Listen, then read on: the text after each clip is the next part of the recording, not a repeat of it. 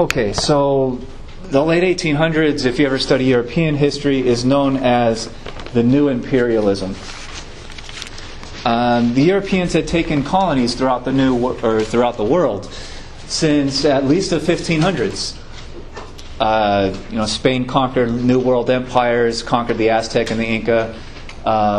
Portugal went into South Africa, then Britain came in. And the United States is created out of a British colony.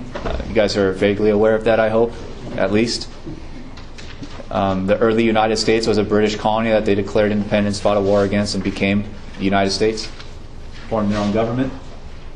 So the Europeans had been conquering foreign places throughout the world for hundreds of years by the time you get to the late 1800s. That's nothing new. And the Europeans had been fighting amongst each other over valuable colonies, like the North American British colonies and the Caribbean islands, for hundreds of years also. That's nothing new. The Europeans, though, go into a period from about 1815 until about 1870 where they're not so much focused on colonies anymore. They have other problems, especially in Europe. There's a whole series of revolutions against European kings in the mid-1800s. So the Europeans turned their focus more inward, and the British had really won the wars for empire. The British Empire is by far the largest and most powerful, and the British Empire was the most powerful country in the world up until about the 1870s. Then things start to change. And when those things start to change, the Europeans start moving back toward more imperialism. So they call it the New Imperialism, but imperialism had never really ended for Europe. They just kind of turned their focus in other places by about the mid-1800s. And then the United States gets involved in it. This is what Europe's changed balance of power looks like. And this is important for all world history and also U.S. history. Germany was not a united country. There was no Germany until 1871. Germany was a series, hundreds of different little governments. On the city level sometimes, on the municipal level, they would have a citywide prince or a king, or a county level duke or something like that. There was no unified German country. It was called the Germanies, or the German realm. German was a language and a culture, but not a country. And a lot of European countries liked it that way, because they knew if Germany was ever unified, especially by the 1870s, they would have one of the largest populations in Europe. They would have one of the largest industrial bases in Europe. That would even rival Britain, and Britain was kind of the industrial superpower of the time. The German army would probably be the best trained and best supplied army in Europe. Basically, if Germany was ever united, a lot of other countries like France, Britain, Russia, Spain are all afraid that if the Germans ever get together, Germany will immediately become the most powerful country in the world. And they seek to stop that. And they're successful for hundreds and hundreds and hundreds of years. Germany is not unified under one country. Napoleon did it for a little bit, a French leader who basically put French people in control of Germany, and Germans didn't like that very much, as the Germans tend to not ever like. But Germany hadn't been united for over 1,000 years. So that's long-term German history, and the German people are pretty angry about it. Some German politicians, especially a guy named Bismarck, is the political genius who figures out how to do it. He is the leader of one of the German governments called Prussia. He's a kind of head of state. Well, he's not really head of state. He's kind of like the Secretary of State or Secretary of Defense or something like that. He's the main politician who figures out how to do it. So Bismarck is the political genius who accomplishes German unification. He is also smart enough, though, that fact happens in 1871. Germany becomes a single country, a united country. And he is also smart enough to understand that the rest of Europe fears Germany right off the bat. And they are so afraid of Germany that they are very likely to conspire to kill Germany quickly, to basically strangle it at birth. because they're all afraid of what it could do in the future to them. So Bismarck is always, always afraid of what he calls an anti-German alliance amongst the major European powers. Mostly Britain, France, Russia, Italy, Spain. He's afraid they'll all get together in a war and all attack Germany at the same time and destroy it. And split it up into 200 some odd other countries again. So his long-term foreign policy is to make the other Europeans comfortable with Germany, to not be aggressive and to not make demands against the other Europeans. Does that make sense? Don't make them worried, don't make them angry, and therefore you can stop them from getting together against you. So that's Bismarck's solution. And Bismarck goes to become the kind of first major foreign policy leader of United Germany. Basically, he was doing such a good job that the sitting king, who becomes king of Germany and emperor of Germany at the time, decides that Bismarck is doing a great job, leave him in office, he'll continue doing a great job. Basically, if it ain't broke, don't fix it. That German king, though, dies in 1888. That king's son was also a fan of Bismarck. That son dies 4 months later. So you get a second son, William II, or in German, Wilhelm, becomes the next German king. A guy who was never really anticipated to become king because they had the other guy, right? The guy who died 4 months later. He was expected to live a long time. And he quickly died after his father. So the secondary heir becomes the German king, and he'll be on the throne for quite a long time. And Bismarck did not trust this new guy, thought he was kind of stupid. And says Bismarck's kind of official policy is take power away from the king because this king's going to screw this whole system up. So Bismarck tries to force through changes to basically the German constitution to take power from the king. King gets pissed off, kicks Bismarck out. And the king basically will run foreign policy himself and run it badly and stupidly and get involved in a really bad war for Germany. So the king fulfills his promise to really screw up the system. So this all happens by the 1890s. Bismarck's kicked out, and the German king starts making decisions, and bad decisions eventually. Or not even eventually, pretty quickly. But this whole thing with Germany leads to the rise of what they call the new imperialism. What historians, economists, and other observers call the new imperialism. And they don't just identify with Germany. There's a lot of other theories floating around Europe about European supremacy in the world. Remember, the Europeans had undergone the Industrial Revolution first. They believed that they were better than everyone else, literally. And there's a lot of racism floating around also, obviously. So a lot of ideas start spreading around Europe that start to re-justify imperialism. And when Germany starts trying to get colonies, that will set off the kind of race for new colonies that a lot of European countries will move toward. So one of the major causes, we've already talked about it earlier, social Darwinism.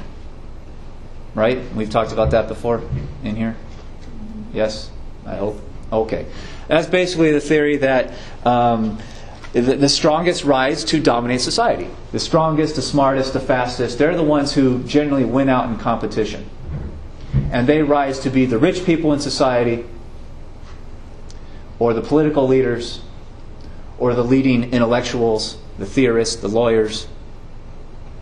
The strongest win in the academic competition, the test taking, they get the best grades, or they win in the business competition, they make the most money. And according to social Darwinism, that is a good thing, because you want the strongest and the smartest to rise to lead society. So let it happen. That's a general theory. And what happens to the people who lose out in competition? Don't help them because it's a waste of money. It's a waste of resources. They have proven themselves inefficient or unambitious or something like that, or just generally lazy. That's the theory. They also apply this to international affairs, international relations between countries. And they say that in the world, the most efficient the strongest or the smartest countries rise up to levels of world power to dominate the rest. And if you're the leader of one of those countries, you should do everything in your power to keep that position of power. Keep your dominance over foreign markets, because that's how your country makes money. To keep your access to international resources for your industrial factories. And in doing that, you often go off and take colonies to improve what you call the strategic position in the world. You want to get the most valuable colonies for markets and resources and keep control of them and cut out your enemies. So if you're the British, you want to cut out the Germans and the French, right? And the theory is that in the long term, the country that has the strongest international position will survive, because this is kind of Darwinism, where the strongest consume the weak. Does that make sense? So you start getting this idea that if you're one of the strong countries, you have to maintain your strength by any means necessary. And therefore, that leads into new colonizations. There is also the rising idea of nationalism throughout Europe in the 1800s. Nationalism becomes a kind of political theory also, where the country that is strongest will be strongest because it has the best nation, the best people.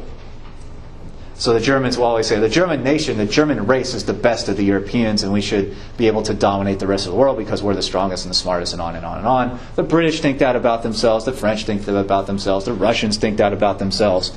They all think that their own internal culture is superior not only to other Europeans, but far superior to the rest of the world. Remember, again, the Europeans have undergone the Industrial Revolution first. They thought they were the smartest at engineering and science. And that justified their ability to conquer and subdue other worldwide peoples. They believed that those peoples were economically backward, uncivilized. They're not living in big cities. Oftentimes they're living out in the countryside, dressed in bare rags and, still worshiping the gods of nature instead of the one Christian God. So they view a lot of these worldwide peoples as inferior, naturally. And that allows them to justify in their own minds to go off and conquer these so-called inferior peoples to bring them civilization. If the British go off and conquer, say, South Africa, then you're going to bring the factory system to the Africans. Does that make sense? So it's a kind of benevolence. We're going to bring all the great things that British culture has accomplished, and we're going to help the African people kind of rise up to our level. Of course, we're going to make a lot of money off them too, but often they don't talk about that so much. And industrialization is the third, and probably one of the biggest ones that allowed the new wave of imperialism. Basically, the Europeans started building factories that churned out guns, bullets, uniforms, boots, the materials of war. And they are churning out increasingly powerful weapons, bigger cannon with exploding shells, machine guns, poison gas. So when these industrially equipped armies from Europe go into other world regions like South Africa, Southeast Asia, they have a huge advantage in firepower. So if you go into Central Africa, where a lot of those people are still fighting with bows and arrows and spears and swords and all the kind of medieval weapons, the ancient style weapons, the Europeans can send in a fairly small army, a few thousand troops with machine guns, and wipe out any native resistance. Because they come charging at you with swords and you have a machine gun, guess who wins? And in that way, the Europeans will slaughter natives throughout the world to retain control. And a lot of times the Europeans don't have to have gigantic armies, occupying armies in those places. It makes it far easier to conquer and keep control over large territories. Like the British control all of India from the mid-1700s until when? World War II. That's 200 years. And it only gets easier for the British to do this because they have the industrial weaponry. And all of these factors start to coalesce and collide by the 1870s, 1880s, and all of these things start setting off the new race for colonies throughout the world. And they did view it as a race, and they talk about it like a game.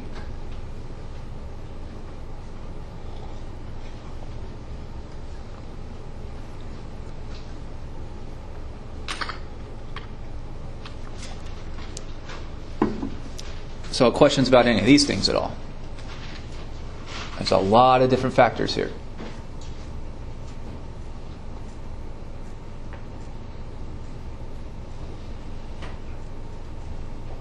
And it's really not until the mid-1900s when a lot of these indigenous people start getting a hold of those industrial weapons that they can start fighting off the Europeans in a big way.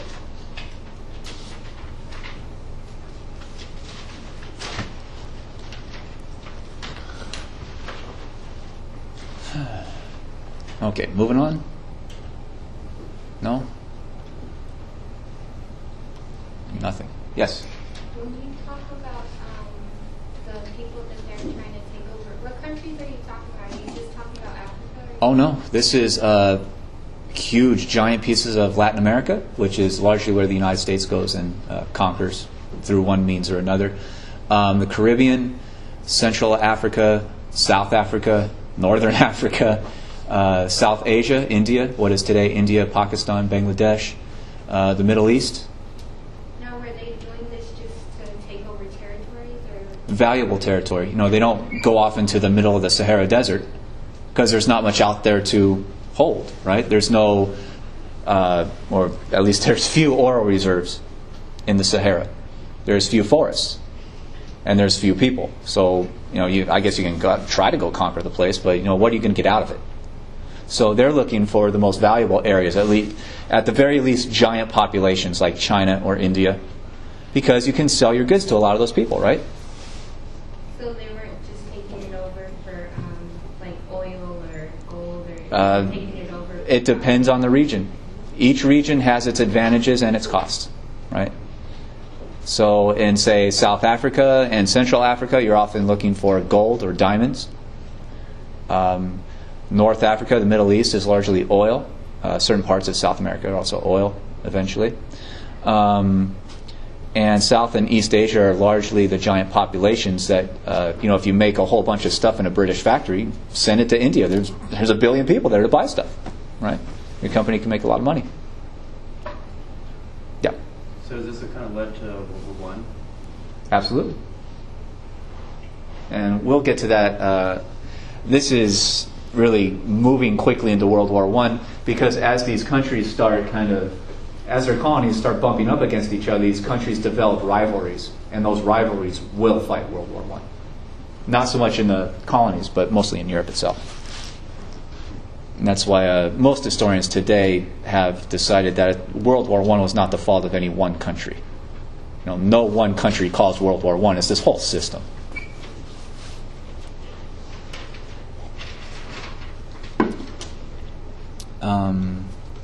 And remember, almost all of Europe is, before World War I, are run by kings.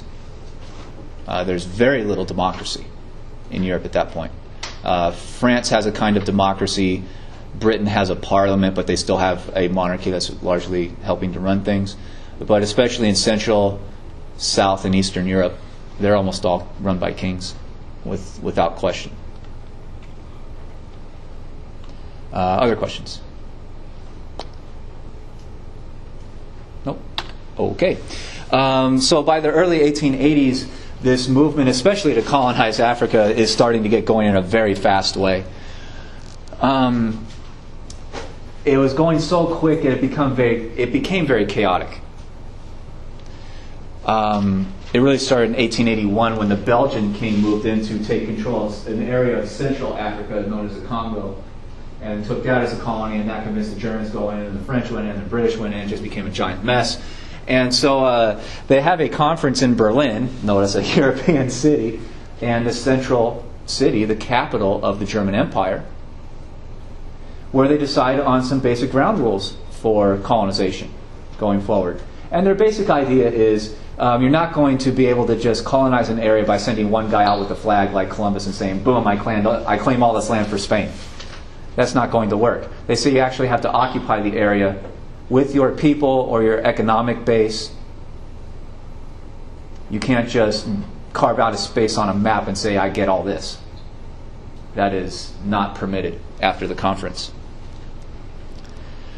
So the Europeans start going in, not just claiming land, but actively putting European peoples, colonists, into African areas especially. So by about the year 1900, Africa is almost completely carved up and dominated by European powers. And they didn't especially care so much to divide Africa according to traditional African lines, where the native African peoples had traditionally drawn borders between their different societies. Europeans didn't care about that. Europeans were in it for valuable resources or large markets wherever they existed. So the Europeans largely go in and draw things up, draw up their colonies according to different territorial rules. And it crosses over cultural lines with native African groups and religious lines and long-term political ties. They're split up, they're pushed around, they're mushed together. I mean, all kinds of what we today realize is bad policy. This creates giant problems, especially in the mid to late 1900s, right up to today, because a lot of these colonies eventually after World War II start becoming independent countries and theoretically turn back to African groups to have their own countries and run them. So a lot of times when you get different cultures pushed into one country eventually, their politics are so unstable that they start attacking each other. And this is one of the causes of long-term civil wars in Africa that are going even today. And a lot of times when you get a dominant majority in an African country with a very or slightly small minority, they'll just go and try to massacre them all. Kill them all and wipe out the minority, and then you can have your own country to what are theoretically your own culture, your own people, or whatever. So a lot of countries in Africa today speak many different languages and have kind of divided societies. And a lot of this is due to the Europeans going in there not really caring about the social differences, just caring about the land itself. So that's what Africa looks like by about the year 1900 or so. The British ruled India since the 1760s. Not much question about that. And not just India as we know it today, but much further north up into Pakistan, Afghanistan, and east into what we call today Myanmar, Burma, Bangladesh, those types of areas. So they literally rule most of South Asia. It's entirely a British colony. Question? Why did this just start happening now? Like, who tried to invade Africa? Was it this whole European thing? Or them thinking that well, number one, they had the industrial facilities to do it easily. They didn't. If you just have a whole bunch of soldiers with muskets, like in the 1700s and early 1800s, it's really difficult to keep control over a gigantic population like India, right? Or China. Because you have to have perhaps 100,000 troops in that place because they don't have the firepower yet. But it becomes much easier when you get higher advanced cannons and machine guns and whatnot. But also in the mid-1800s, I mean, the Europeans in 1848, there are 50 revolutions in different countries in Europe in that one year. So they are much more internally focused, and this is where Karl Marx is coming out with this theory, so they're talking internally until Germany is reunified and that starts the race again.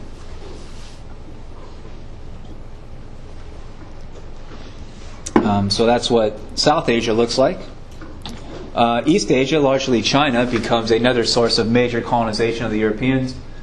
They carved China up into what they call spheres of influence in the early 1900s, or late 1800s, early 1900s.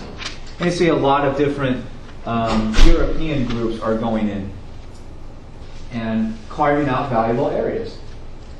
And those areas grew.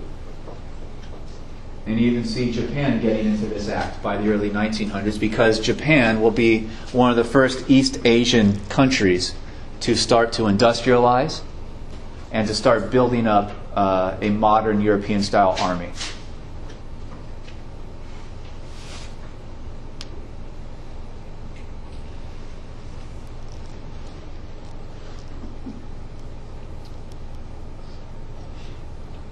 And the French largely have control of areas further south in what we call Southeast Asia, what we today call Vietnam, Cambodia, Laos, Thailand.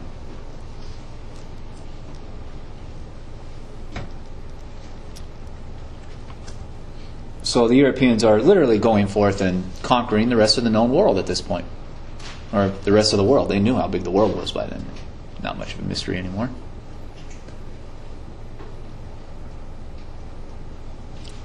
So, other questions about this stuff? Yeah. Did Japan industrialize like by themselves, or did they get help from European countries?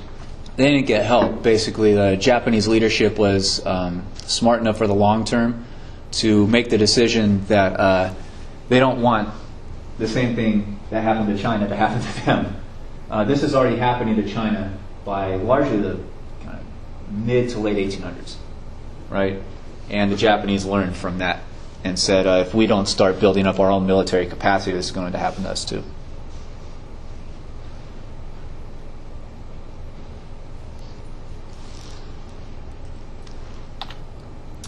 And the United States starts getting into this also.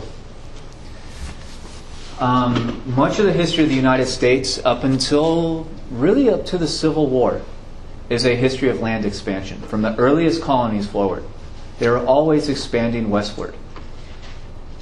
Until right around the late 1840s, right up to 1850, the United States launched a war against Mexico and conquered land that was Mexico from Texas to the Pacific Ocean, the areas we would today call Utah, Arizona, Nevada, California.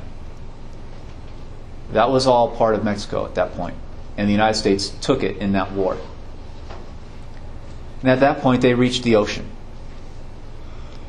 And right after that, they fought the Civil War and had to deal with Reconstruction. So going into the 1870s, this is a kind of new experience for a lot of Americans. And one famous historian in the 1890s, this guy Turner, writes an essay and starts giving speeches saying, what is the United States going to do now that the frontier is closed? The United States has conquered all the way to the ocean and is now occupying all those lands, setting up communities in the Midwest, all the way out to even Idaho and the West Coast. That's all becoming Americanized. And Turner asks, if so much of U.S. history up to this point has been dominated by the drive westward, what happens when there's no more westward to get? What will U.S. foreign policy be? What will happen to the American psyche? If the great historic goal has been accomplished, what are they going to do now? And that collided with another theory that came out in the 1890s from a military guy, a guy who's in the U.S. Navy,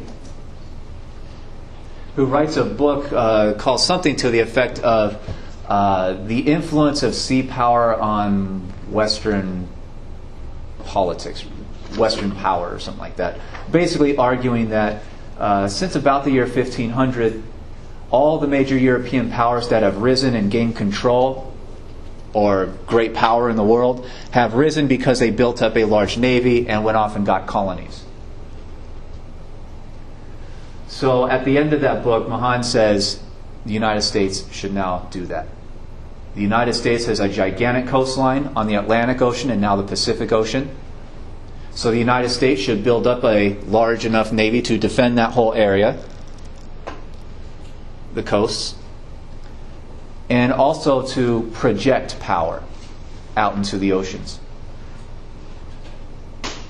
So this is where you start getting the argument for some kind of canal somewhere in Central or South America, so that the U.S. Navy can move back and forth between the Atlantic side and the Pacific side real quick and easy, instead of having to go all the way around the southern tip of South America, which is home to some of the most dangerous storms and the most dangerous waters in the whole world.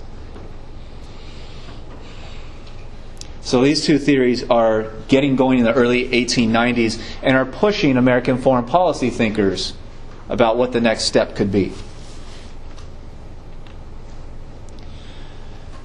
And they start putting this kind of large theoretical plan into effect.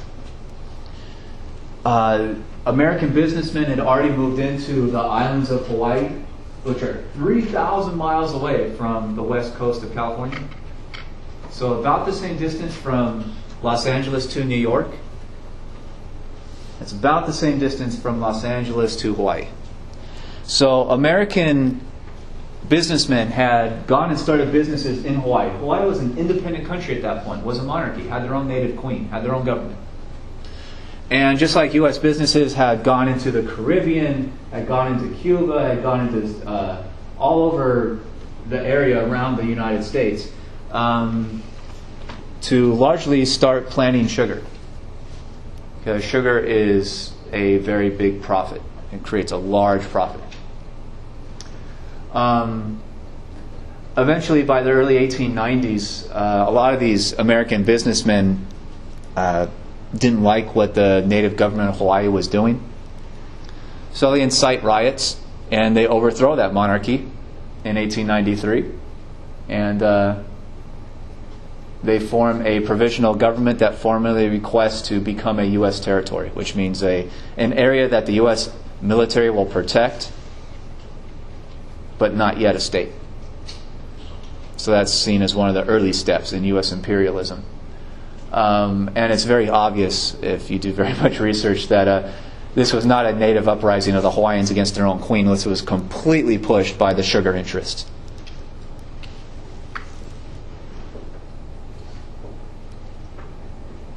And when they become a U.S. territory, that starts off another general theory that takes hold of U.S. economic thinkers.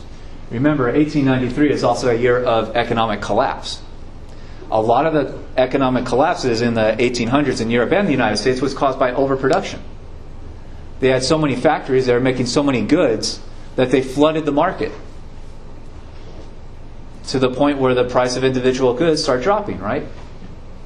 So companies aren't making as much money on what they're selling in, say, the U.S. market because it's overfilled. What's the solution to overproduction? To a flooded market? Well, you have two possible solutions, right? Stop making so much, which businesses generally don't want to do, right? Because that's going to cut into their profit even further. Number two? Lower prices. Well, you could lower prices or try to raise prices with less production, but that's largely the same thing, right? What's number two? Send the extra stuff somewhere else. And a lot of economists start saying, let's see, when we look at the world map, who has another gigantic population? China already has 300 million people by the year 1800, which is about how many people are in the United States now.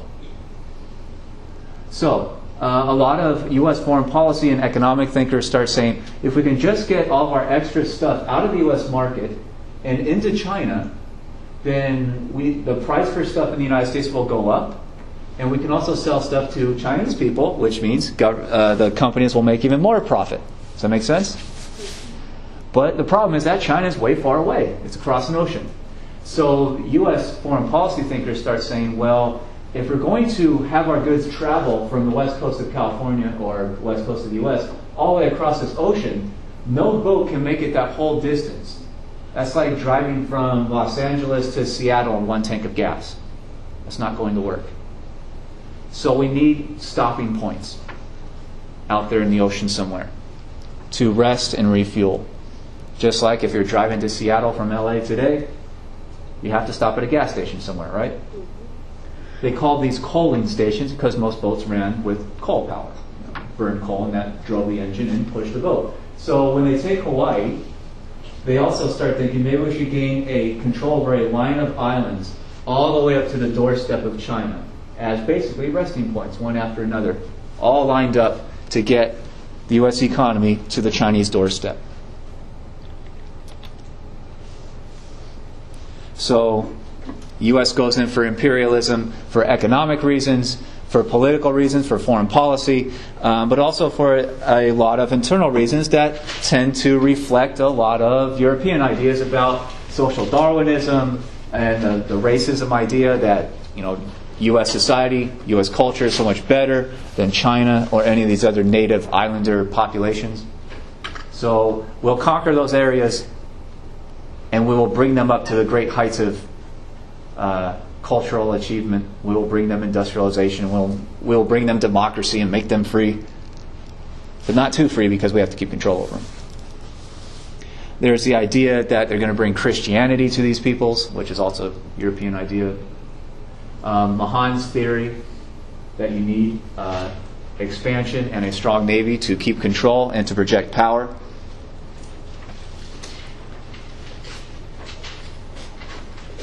And the economic theory that the best way to avoid future financial crashes in the United States caused by overproduction is to get access to foreign markets. People. And the idea arises in the United States, if American clothing makers can just sell one jacket to every Chinese person, that's billions of dollars in profit. And even if the Chinese people already have jackets, if you can just extend their sleeves like 6 inches, you can make billions of dollars. I mean, they come up with all these wild kinds of statistics to justify what they're going to start doing. So questions about any of this stuff from the American perspective? Nope. No.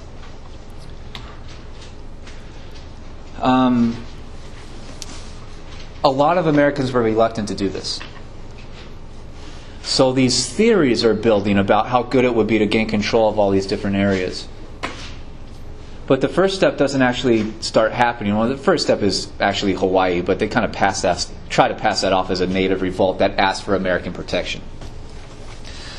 The next major step is actually in Cuba.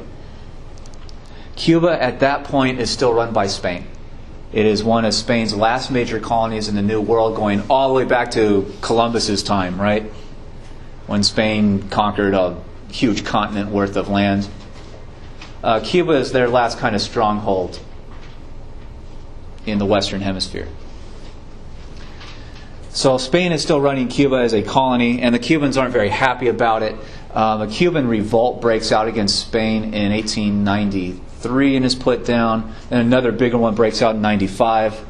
And riots start breaking out in Cuba, throughout Cuba, against Spanish oppression. In a lot of ways looks similar to what the American revolutionaries were talking about in the 1700s.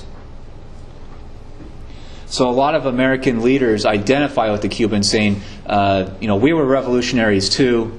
We should help them build their own independent country and kick the European colonists out.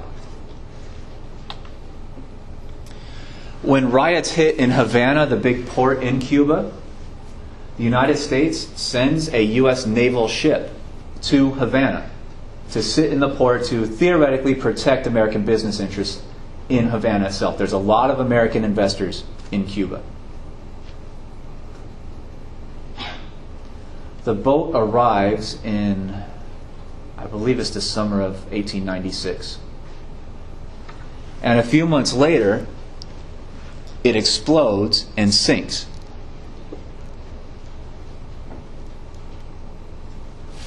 And this boat is called the USS Maine.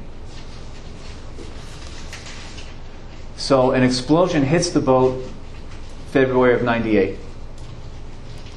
The boat immediately sinks. Kills something like, I think it's like 200 American sailors or something like that. So the American population is outraged. And they blame the Spanish. They say that with this newspaper headline, this was no accident, this was the work of an enemy. And immediately they accuse the Spanish government of bombing the boat in a terrorist-type tactic to convince the American military presence to leave and to allow Spain to continue controlling Cuba.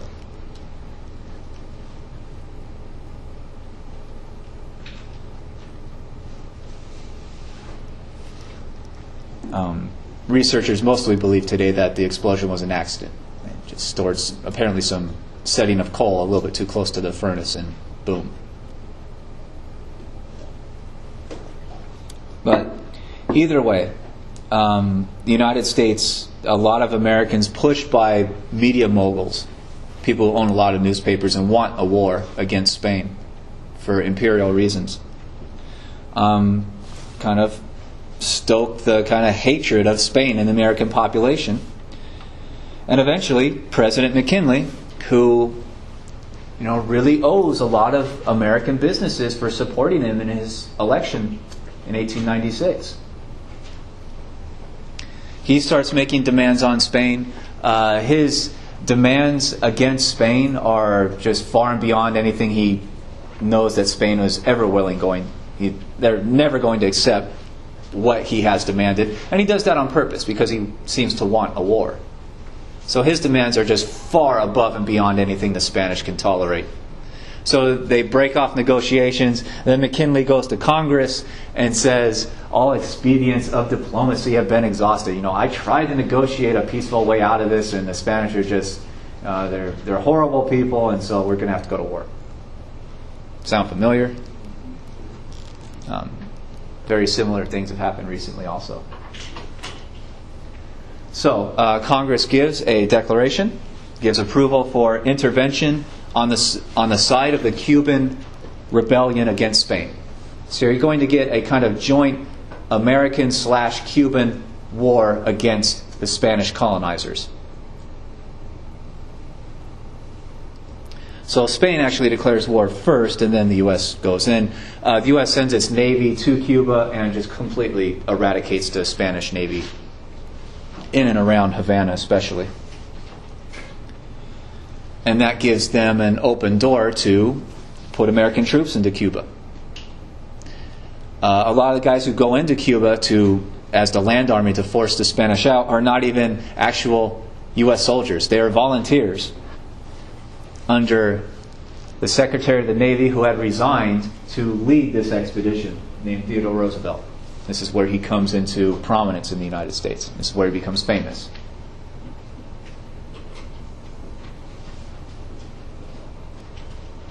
And obviously with big source of patriotism right behind him. So he's looking like the big brave guy who's going to throw out the evil, dirty Spanish people and give Cubans independence, and everything will be happy from then on out. More images of the charge up San Juan Hill, which was one of the last Spanish military strongholds. So these are famous paintings depicting Roosevelt's fighters leading the charge.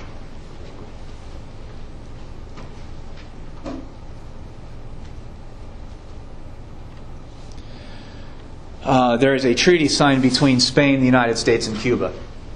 The treaty says that Cuba will be an independent country. So the Cubans are happy.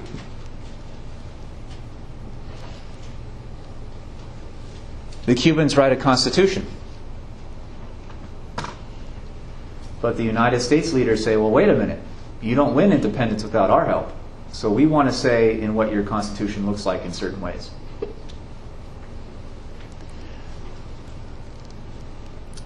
So American foreign policy leaders write up this thing that becomes known as the Platt Amendment. That goes into the Cuban Constitution. That gives a lot of power to the United States over Cuba. So the United States government will basically run Cuban diplomacy, international relations, Cuban foreign policy. The United States government will also largely run the Cuban economy through fiscal policy, money policy. How much money does our government spend? How much does it print? That's all going to be decided in Washington, D.C. Forces the Cuban government to lease naval bases in Cuba to the United States Navy, including the base at Guantanamo Bay. So the U.S. Navy will always have a presence in Cuba, just as a military threat if the Cubans ever try to exert any kind of real independence. U.S. military is there to enforce American control. And there's a pretty vague statement in there saying that if ever Cuba starts to get chaotic, if there's ever uprisings of the Cuban people, that the U.S. military is justified to intervene inside Cuba to preserve, quote, order and Cuban independence.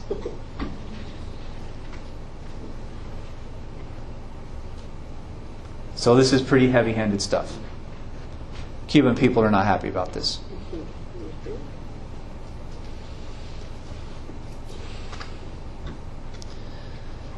They start having elections, and the elected Cuban leaders, one by one, start getting bought off by the United States and especially American businesses that look to economically control Cuba for the long term.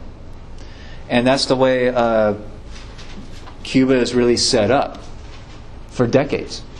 And eventually it really forms into a kind of dictatorship, supported by the United States, that keeps American businesses in power and largely keeps the Cuban people oppressed. That goes all the way into the 1950s. And by and large, the Cuban people are not happy about it, but their own government is in the pocket of the Americans, and that government arrests its own people and executes its own people for whenever they try to speak out or rise up at any point.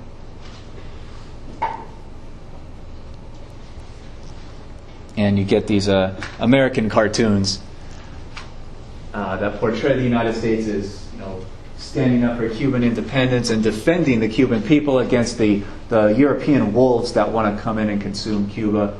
And there's a certain amount of paternalism. The poor Cuban people are too weak and ignorant to be able to run their own country, so they need U.S.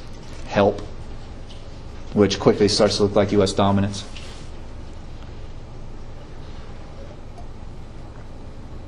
And the United States will use similar tactics, economic, military, and these kind of political tactics to also conquer and control a lot of other Latin American countries going into the 1900s.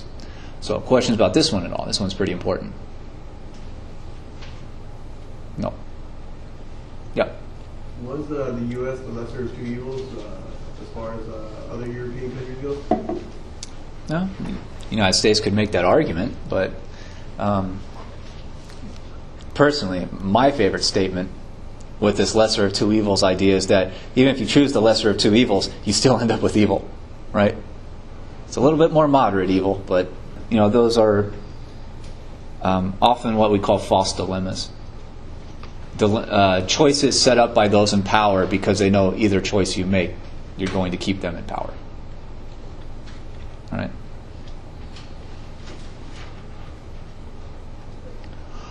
Other questions? Yeah. Didn't they go into the Philippines? No? Oh yeah, we'll get into that in a few minutes. Yep. Never mind. And the United States does this in other countries.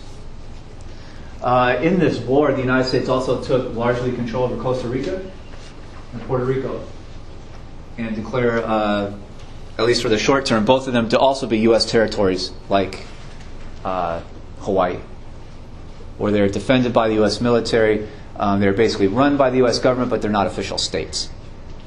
And Alaska is in that same kind of boat. The United States bought Alaska from Russia in like 1868 or something like that. So and a lot of the American West are not yet actual states yet, like Arizona and Nevada, those small population states. Those don't become states until the early 1900s. So there's still just kind of open, unincorporated type land out there.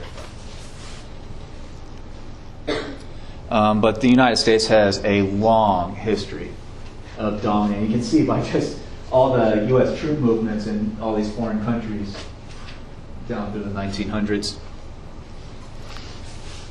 And it's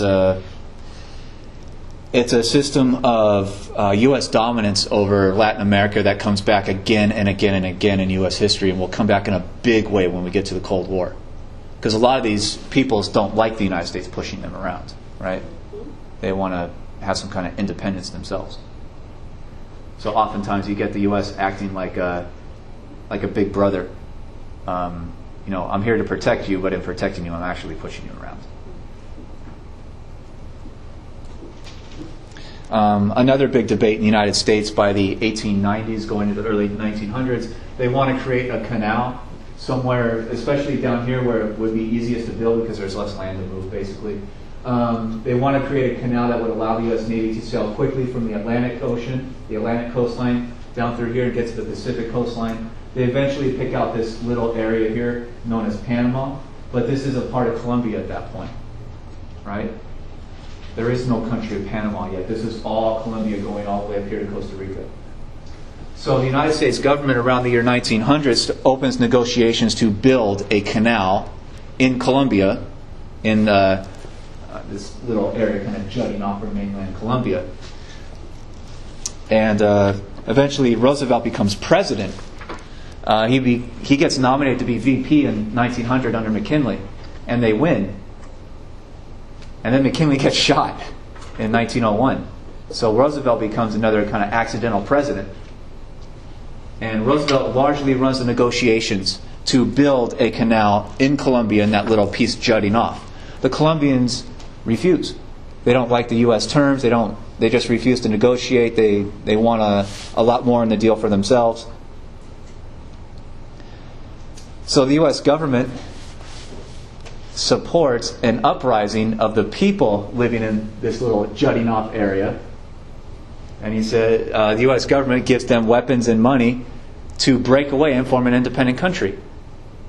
And they succeed in their revolution against mainland Colombia. They become the country of Panama. And immediately the U.S. government opens negotiations with this new government called Panama. And they quickly form a deal. And they start actually building the thing, which was another one of these gigantic industrial projects. This was like the Brooklyn Bridge, or the Empire State Building, or the Golden Gate, or the Transcontinental Railroad. This is something that is unthinkably large and complex. So this is the kind of biggest and boldest and most risky engineering project in the world. And they finally start building the thing in 1907, 08. That's when Congress finally approved the funding for it. And the eventual deal is that the United States will build it. American companies will basically run it. And the land and the canal itself, the land around the canal and the canal itself will be U.S. territory. The United States government will run it according to the treaty, quote, as if it were sovereign, as if this was a part of the United States itself. Why would the Panamanians support this? Why would they do this? Because the U.S. helped them in their revolution. It appears to have been a deal from the outset. So it takes several years to actually build this thing. It's completed by 1914.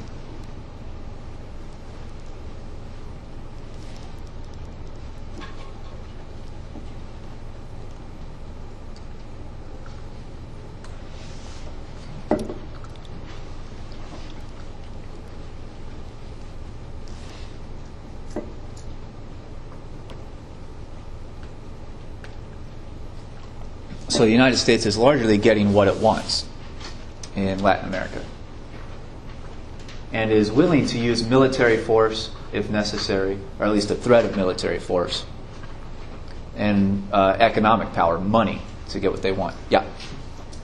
Weren't the French, didn't they start the canal? There's a French company that started at first, but they went bankrupt when a lot of their workers got malaria. Malaria or yellow fever, one of those. But so many French workers died in the area that the company went bankrupt, so they pulled out. That's where the Americans really went in. But again, that shows you that a lot of private companies just don't have the funding to do stuff like this. This takes government. And on the eve of World War I, which breaks out in 1914, the U.S. government is one of the most powerful and wealthiest because its population is huge. It has a lot of industry. So U.S. revenue is as large, if not larger, than a lot of European countries, including Britain, Germany, France. The next president, Roosevelt, serves basically 2 entire terms. He went into office in the first few months of McKinley's second term. So Roosevelt serves his 2 terms and decides to retire, hands off his popularity really to his Secretary of State, William Howard Taft, who becomes the next president in the election of 1908. Taft largely decides to run U.S. foreign policy, especially in Latin America and East Asia, not so much with military force, but with money. And he calls this dollar diplomacy. And the basic theory is the U.S. economy is so much bigger and more powerful than any of these Latin American countries that U.S. businesses can go in and just grow the size of a country's economy by hiring and building up factories. And they'll largely get what they want from those foreign governments, because if the foreign governments don't want to deal with them anymore, the company can just say, look, we'll just pull our company out of your country and watch your economy collapse. So it's an economic threat. And Taft seems to think that this is a better way of growing American markets and American control over areas, because it's not blatantly oppressive. It's not like you're marching in your armies and just slaughtering people. You're making economic deals. So his big quote is he wants to substitute dollars for bullets. And he says that this is a good thing because it's more humanitarian, and you also, basically, with government support, you create profits for your biggest businesses. So you get a lot of Latin American countries start getting dominated by large American companies. This is where you get the rise of so-called banana republics, where a lot of these companies support dictatorships in these foreign countries to get what the company wants. And again, this kind of diplomacy goes on for decades, and in a lot of ways still continues today.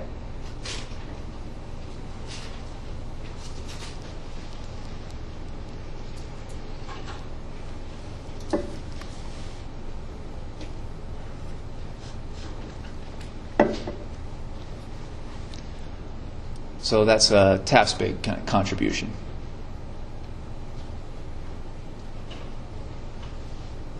Questions about that idea at all? This is what we call economic imperialism today, and it's still very much a fact of international politics. All right. The U.S. is able to justify transitioning from especially conquering Cuba and gaining control of that, to also moving into the Pacific and getting toward China, because conveniently for the U.S., when the U.S. goes to war against Spain over Cuba, Spain also owns the Philippines as one of their last major colonies in the Pacific. So at the same time as the U.S. Navy launches attacks against the Spanish fleet in Havana in Cuba, they also launch an attack against the Spanish fleet in Manila, the big city of the Philippines. And again, basically knock out the Spanish fleet and gain control of the Philippines through the treaty that ended the war in Cuba also. So, along with a lot of the other movement of possessions of a lot of small islands that we're just kind of skipping over real fast, the Philippines is right there next to southeastern China. So this was the last kind of domino in line. This was the last stop on the way to China. And U.S. foreign policy makers were obsessed with keeping control over the Philippines one way or another.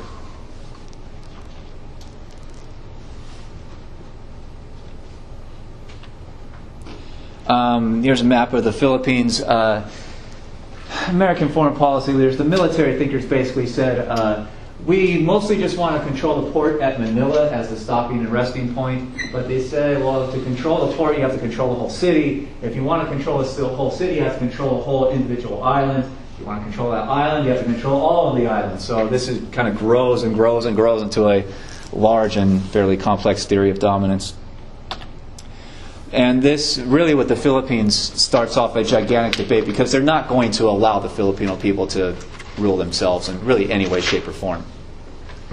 So again, much like the Cubans, the Filipino people expect to get an independent country when the war is over. They want to elect their own leaders, and the Americans won't let them.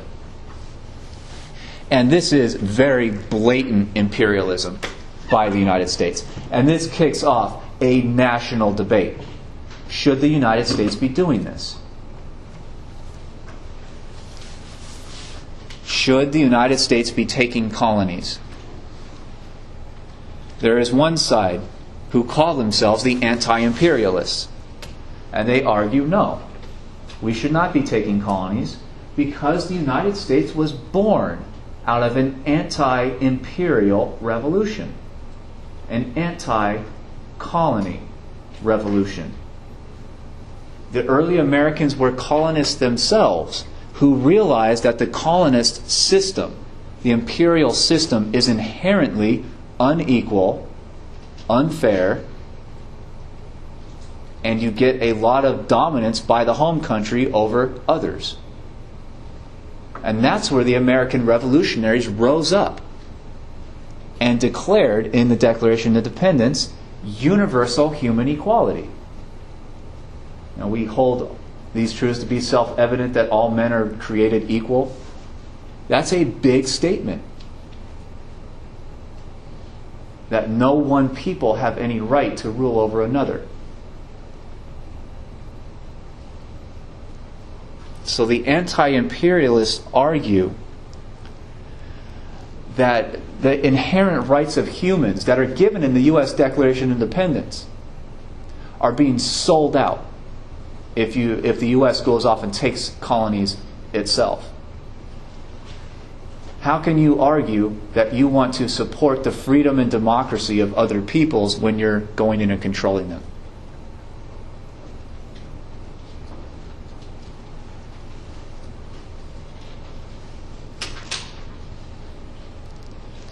On the other side, you have the pro-imperialists who say that the Filipino people, like a lot of other peoples that the Europeans are conquering, are not smart enough yet.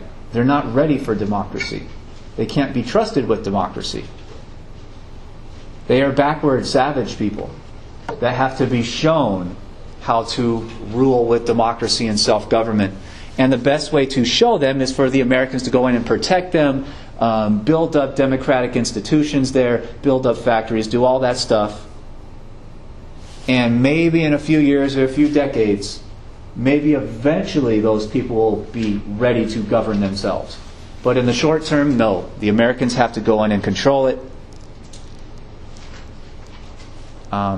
to bring them up, to lift them up to the Western standard of living and Western political ideas. And obviously, Christian missionaries have a lot to do with this. The idea of civilizing these backward peoples.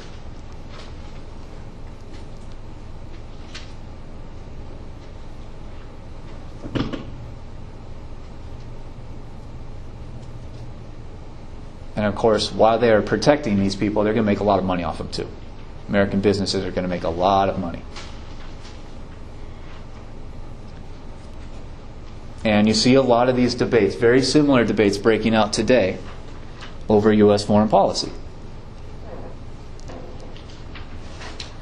Why invade other countries and say you're doing this for their freedom, but then you set up basically a protectorate government where they are not allowed to make their own laws for 5 or 10 years?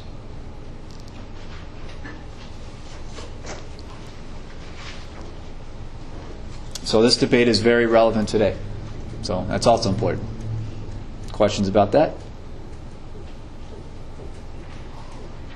No. Okay.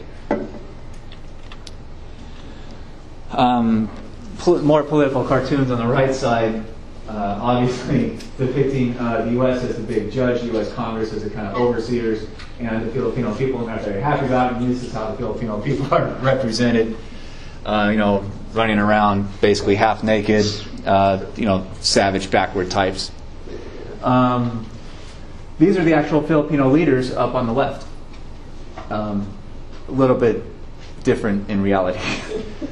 They were intellectuals, a lot of them. A lot of them had read Jefferson's statement and Karl Marx's statements on capitalism and democracy and whatnot. And they knew what they wanted, and they wanted Cuban independence. And when the American government in about 1899 basically refuses to give the Filipino people any amount of political independence, they start a rebellion. The United States sends in a large U.S. Army, first about 20,000 troops. When that doesn't work, they send in another 30,000. When that doesn't work, they send in another 20,000. Sound familiar? The eventual, they even used this word back then, surge of American troops in the Philippines reached eventually 120,000 U.S. soldiers. And because the Filipino people cannot raise a similarly large army, they turn to guerrilla tactics, which means hit and run, fight and then go hide types of tactics. And it turns into a very bloody war. It's estimated eventually about 200,000 Filipinos die in this. Not all militants, many civilians. And you see American executions of Filipino prisoners. And you start getting torture of prisoners and all kinds of horrible things. And if you ever read the letters from many of these American soldiers out there, they called the Filipinos Indians. Why? Because they were used to fighting natives out in the plains. And this is what the Filipino people reminded them of.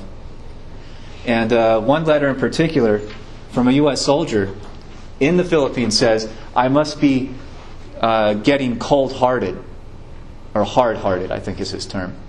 For I am in my glory when I get to sight my rifle on a dark skin and pull the trigger. So there's a ton of racism. They do not largely distinguish between civilians and militants. They kill everybody. And when there's an attack on a U.S. base, they go out and burn the whole town.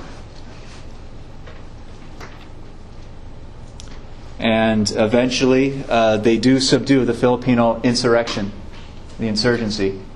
And the United States keeps control over the Philippines for the next several decades, going into World War II even, into the 1940s.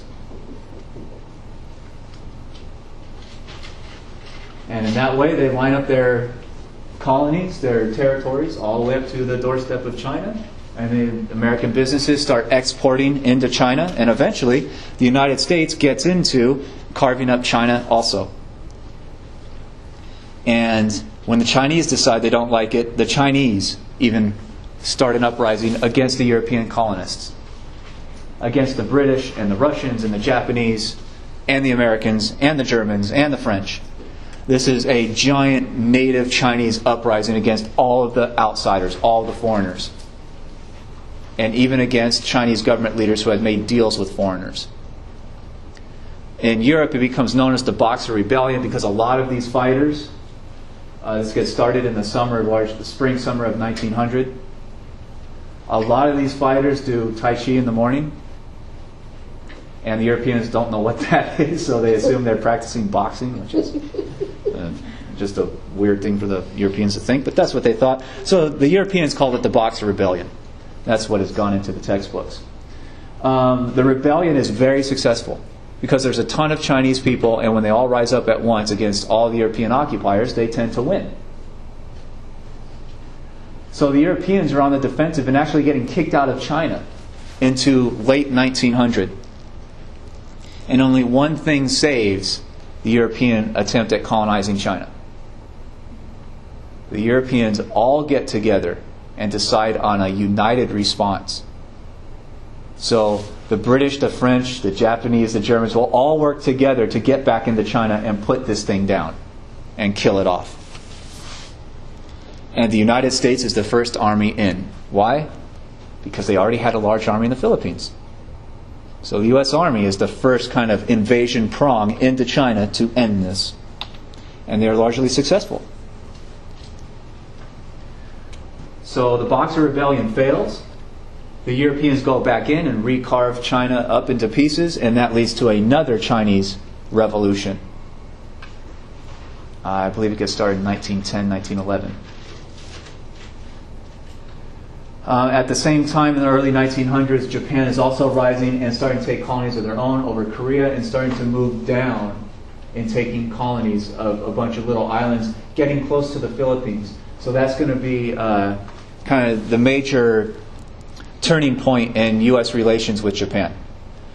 They're able to make deals until the 1930s, when Japan starts getting too close to the Philippines, and Japan will eventually attack the Philippines. And that will start World War II for the United States. The United States gets into World War II almost completely because of the Japanese attack. The American population did not want to fight World War II against Germany. So, questions about any of that? Nope. Okay, so that's a very quick history of European colonization over Africa, South Asia, Latin America, East Asia, and now the United States into the Pacific.